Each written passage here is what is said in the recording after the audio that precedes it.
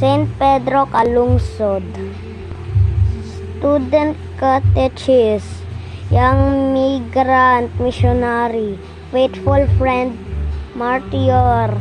You inspire us by your fidelity in times of adversity, by your courage in teach the faith in the middle of hostility, and by your love in shedding your blood for the sake of the gospel.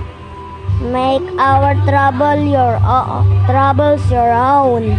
Here mention your request and intercede for us before the throne of mercy and grace, so that as we experience the help of heaven, we may be encouraged to live and proclaim the gospel here on earth. Amen.